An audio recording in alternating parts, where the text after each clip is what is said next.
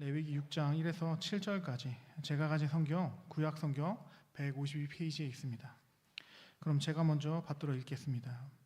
여호와께서 모세에게 말씀하여 이르시되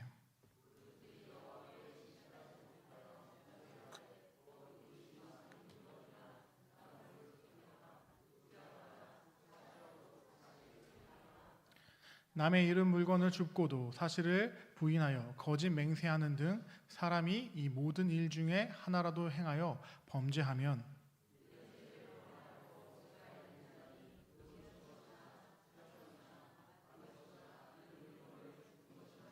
그 거짓 맹세한 모든 물건을 돌려보내되 곧 그 본래 물건의 5분의 1을 더하여 돌려보낼 것이니 그 죄가 드러난 날에 그 임자에게 줄 것이니라.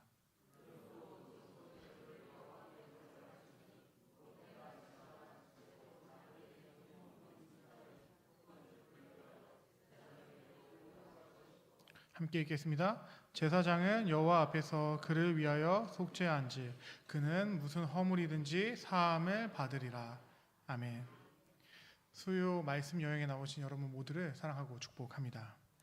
오늘 저는 여러분과 함께 여기 제목에 있는 그대로 회개가 무엇인지 한번 생각해보는 시간을 갖고자 합니다.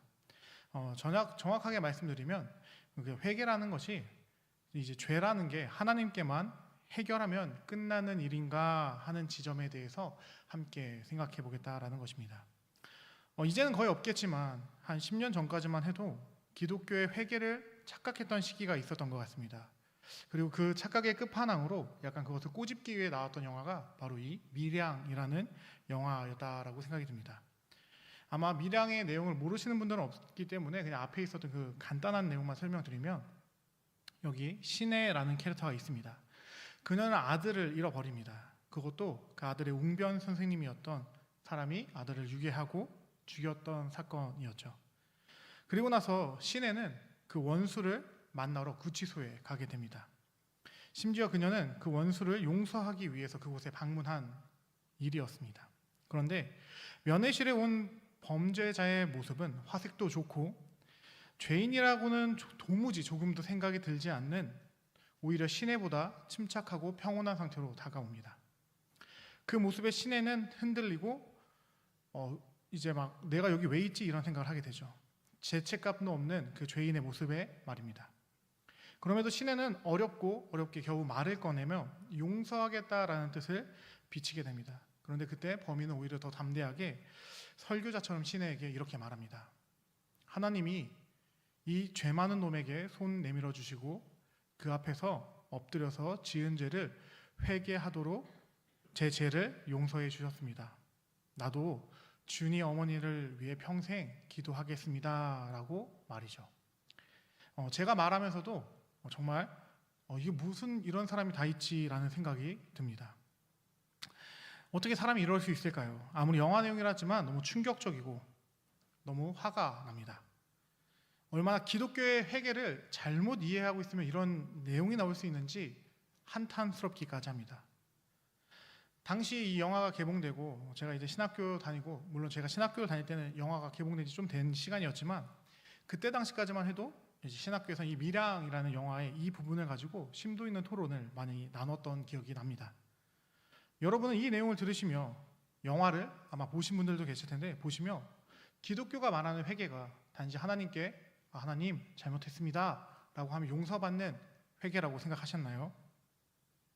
과연 저 유괴 범위자 살인범이 하나님으로부터 죄 사함을 받았기 때문에 이젠 평온한 마음으로 살아도 되는 것이냐라는 질문을 드리는 겁니다.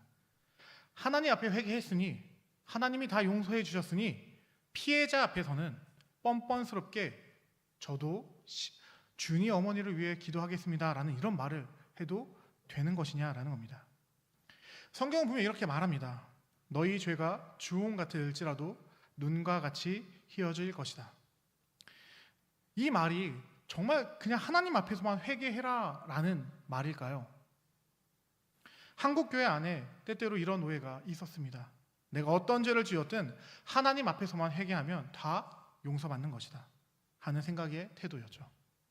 특히 내가 지은 죄가 그렇게 심각한 죄가 아니다라는 생각으로 인해 더더욱 우리는 그랬던 것 같습니다. 근데 과연 그럴까요? 아무리 사소한 죄라도 사람 앞에서 내가 잘못한 거는 그냥 두고 하나님 앞에서만 죄를 다 실토하면 더 이상 피해자를 향해서는 죄인이 아니다라고 말해도 되는 걸까요? 우리가 참 신자라면, 예수를 사랑한다라고 한다면 우리는 이 지점을 깊이 있게 고민해 봐야 할 것 같습니다. 사실 한국 교회는 죄 사함과 이 천국에 대해서 너무나도 쉽게 이해하는 경향이 있었던 것 같습니다. 그런데 성경은 이 부분에 대해서 전혀 쉽게 이야기하지 않습니다. 죄 사함을 받고 천국에 가는 것을 무슨 말 몇 마디 하면 획득할 수 있는 것으로 말하고 있지 않다라는 겁니다. 예를 들어 사형리라는 것이 있습니다. 어떤 사람에게 전도를 하기 위해 몇 마디를 가르친 후 영접 기도만 하고 나면 당신은 이미 하나님의 자녀가 되었습니다 라고 말을 하게 되죠. 그런데 저는 이제 성경을 공부하며 신학을 공부하며 깊어지면 깊어질수록 이 말이 너무나도 기겁스럽게 다가왔습니다. 어떻게 몇 마디 말로 하나님의 자녀가 될 수 있을까? 제 말은 하나님의 자녀가 되는 것이 복잡해야 한다라는 말씀을 드리고 있는 건 아닙니다. 제가 드리고 싶은 말은 어떤 사람이 나는 이제 예수님 믿습니다 라고 말한다고 해서 그 사람이 그 고백이 진짜 참으로 구주 예수를 받아들이는 건지 아닌지를 우리가 어떻게 알 수 있냐라는 거예요. 성경은 분명히 말합니다. 성경의 하나님을 제대로 알면서 믿지 않는다면 그것은 귀신들, 데모니우스들이 아는 정도의 믿음일 뿐이다 라고 말이죠.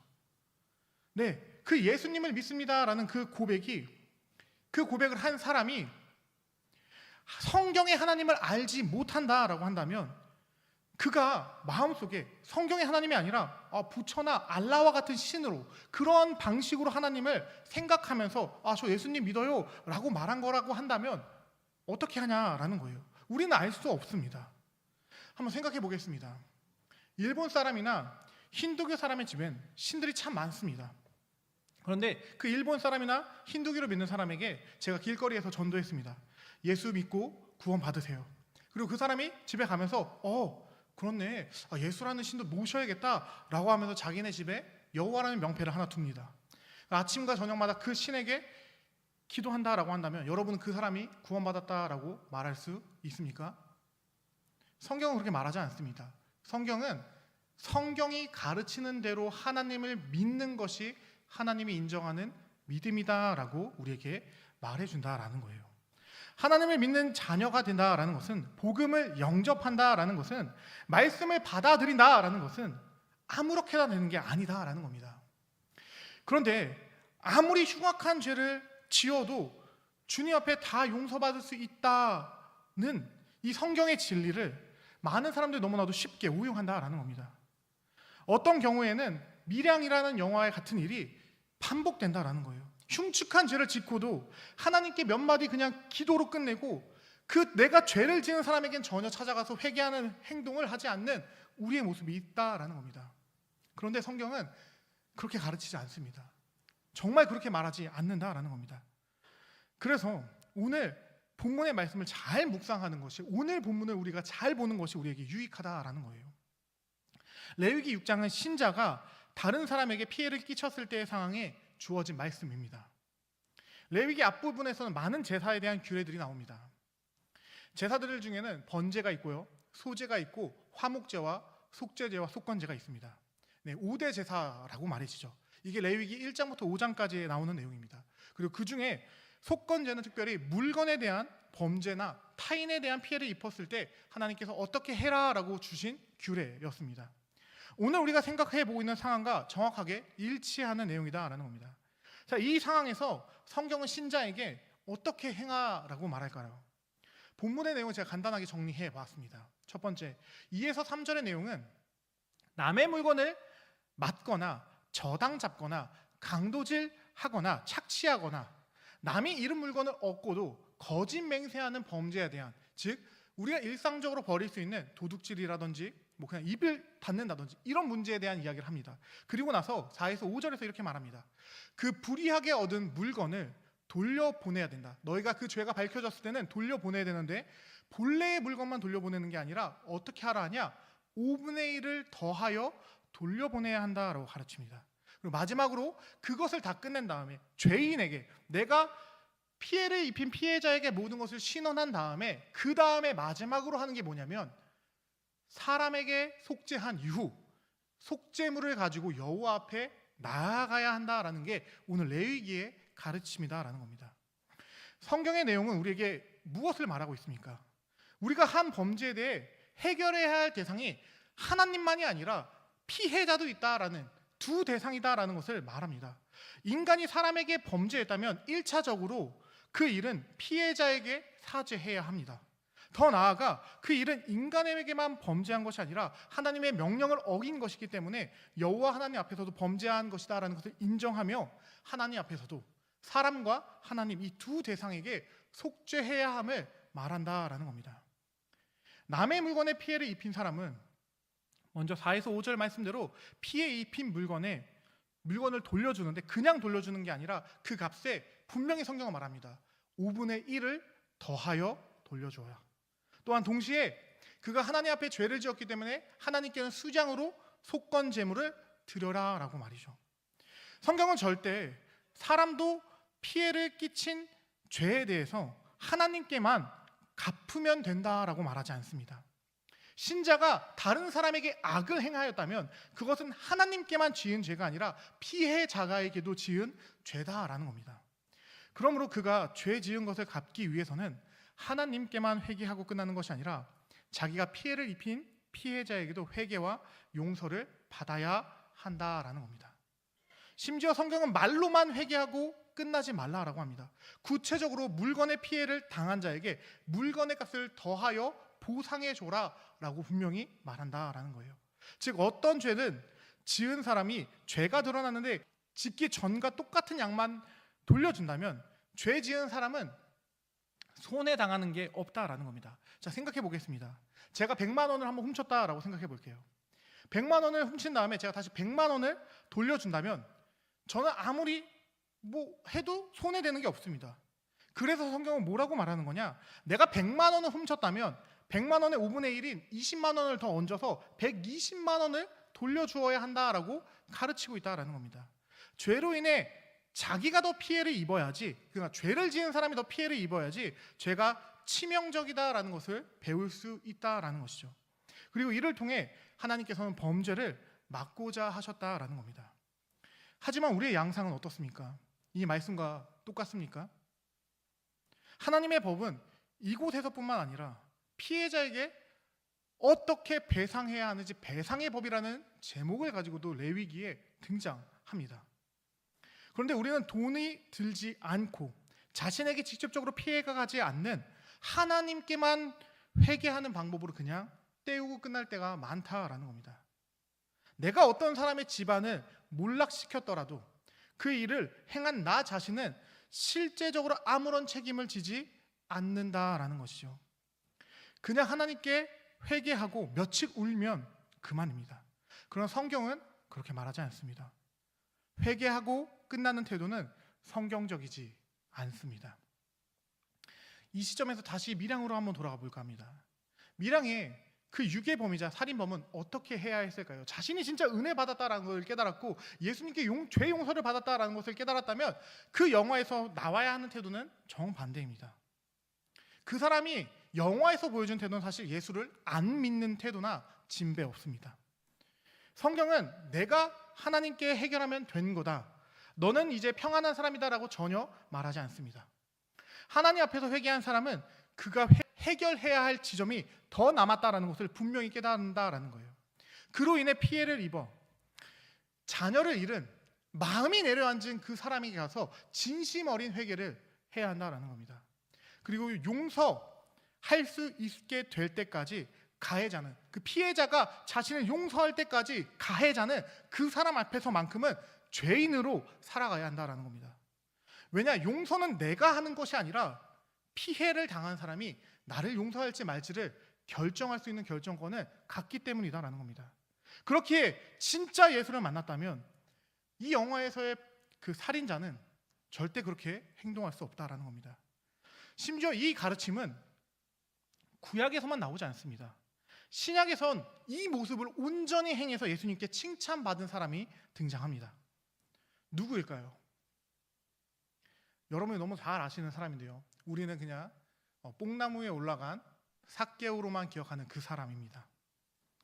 그의 직업은 세리장이었습니다. 뭐 완벽한 비유일 수는 없겠지만 우리나라로 치면 좀 극단적으로 비유긴 한데 약간 이완용 같다라고 할 수 있을 거예요. 민족의 배신자입니다. 심지어 삭개오는 그냥 세리도 아니고 세리들의 대장인 세리장이었습니다. 세리가 떼먹는 돈에 비해 세리장이 떼먹는 돈은 훨씬 더 많았다고 합니다.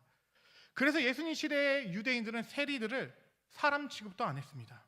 왜냐하면 세리장 삭개오로 인해 몇몇의 유대인이 그 가정과 생계가 망가졌을지 모르기 때문입니다. 그런데 이런 악랄한 세리장 삭개오를 우리 예수님께서 찾아오셨습니다. 심지어 그 집에 유하겠다라고 말씀하십니다. 이 놀라운 소식을 들은 삭개오는 어떻게 반응합니까? 예수님께서 자신의 집에 찾아오겠다라는 그 말을 들은 삭개오는 이렇게 반응합니다. 누가복음 19장 8절의 말씀입니다. 함께 같이 읽어보겠습니다. 시작. 삭개오가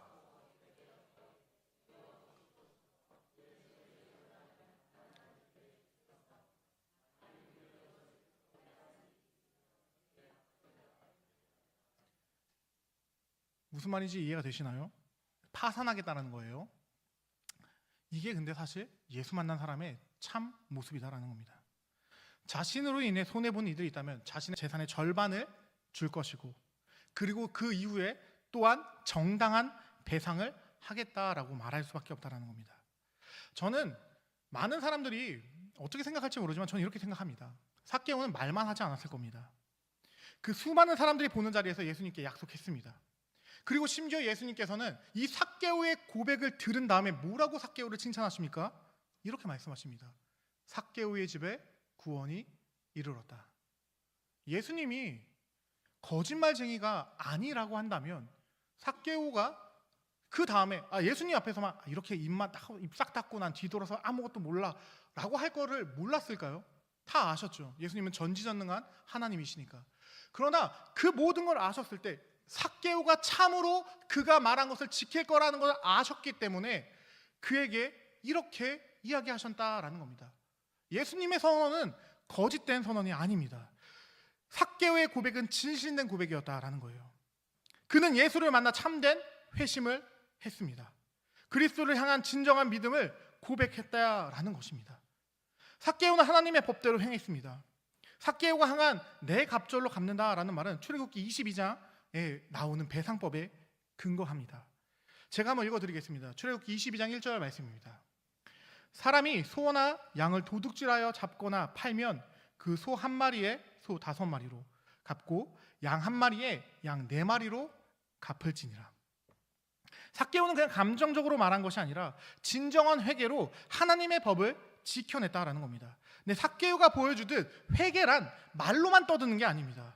하나님께만 그냥 그 자리에서만 입으로만 뻥끗뻥끗거리는 게 아니라 진정한 회개는 하나님께 서원하시는 그 법 앞에 자신을 맞추는 일이다라는 겁니다. 삭개오의 모습과 미량의 범죄자의 모습이 얼마나 천지 차이, 극명한 차이를 보여줍니까? 삭개오는 진정한 회개의 길로 걸어갑니다.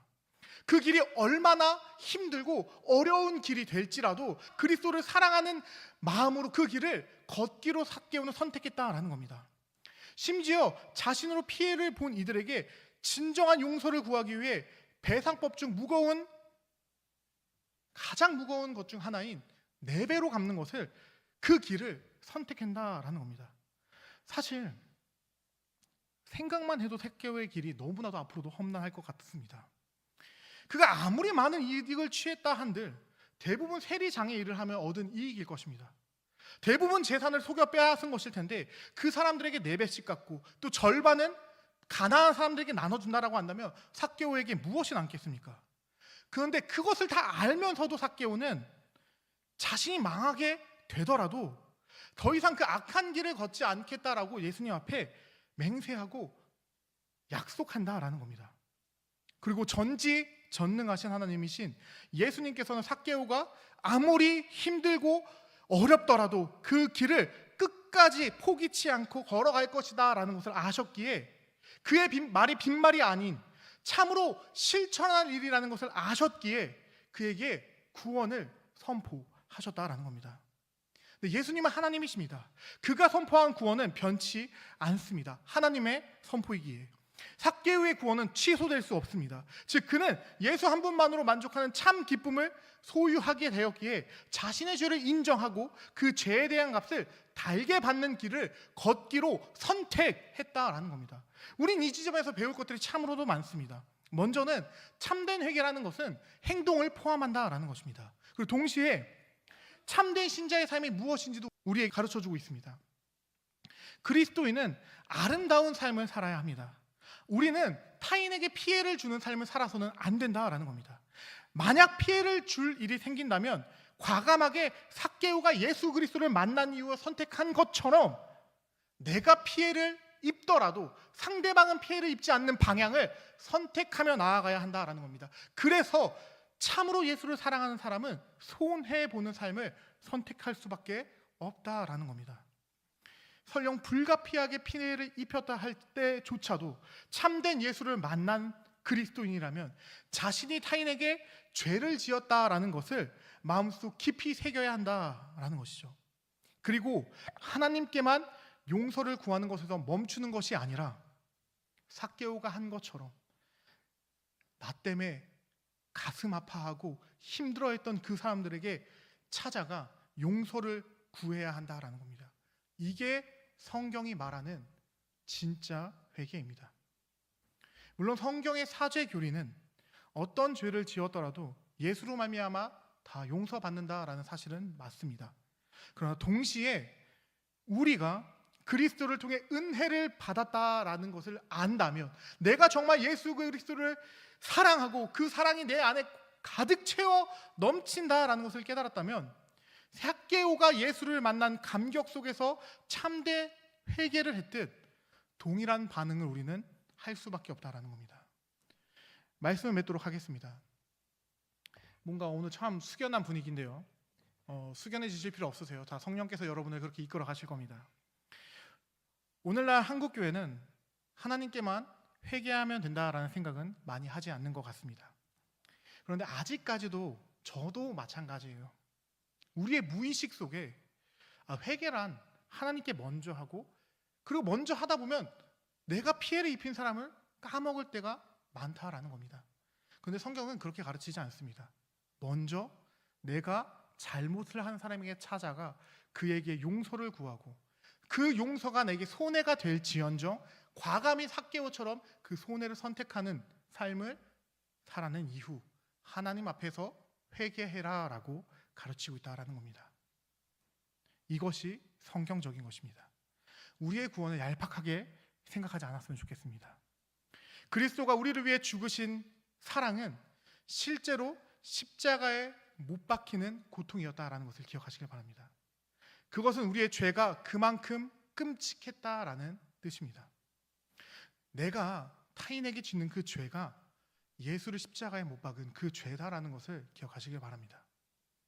또한 내 그 죄로 말미암아 작은 죄일지라도 그 당하는 사람은 얼마나 끔찍한 일을 경험하게 될지를 헤아리고, 자기가 그것을, 그 사람이 그런 끔찍한 일을 당하게 하는 게 아니라 내가 그것을 당하겠다라는, 내가 손해를 보겠다라는 마음을 우리는 가져야 한다라는 겁니다.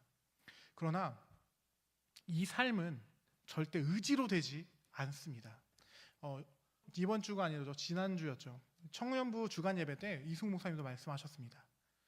죄를 죽이는 일은 우리의 능력으로 되는 게 아니라 우리 안에 계신 성령님의 능력으로 되는 겁니다.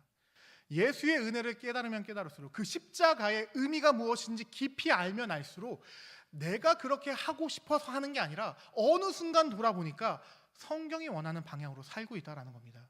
그래서 우리에게 제일 중요한 건 무엇이냐? 이 자리에 나와서 다른 이야기를 듣는 게 중요한 게 아니라 예수가 얼마나 아름다운지, 예수께서 베풀어 주신 그 사랑이 얼마나 한없고 놀랍고 형용할 수 없을 정도로 아름다운 것인지를 깨달아야 한다는 겁니다. 그 깨달음이 있을 때 은혜 받은 자가 은혜 받은 대로 살 수 있다라는 겁니다. 여러분, 기독교는 아무런 대가도 치르지 않고 몇 마디 말만 한다고 해서 천국의 복락을 얻는 구원을 제시하고 있지 않습니다. 성경적인 기독교는 구원받은 자다라고 한다면 내가 받은 은혜가 얼마나 큰지를 깨닫고 그 은혜가 이끄는 대로 나아가라라고 한다라는 거예요. 우리가 누군가에게 만약 잘못을 저질렀다라고 한다면 당연히 하나님께 회개해야 합니다. 그러나 기억하시길 바랍니다.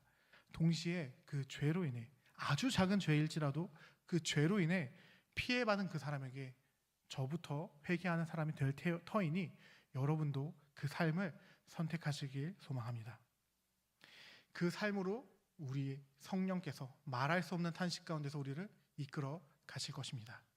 그럼 이 시간 말씀 기억하시며 제가 기도하도록 하겠습니다.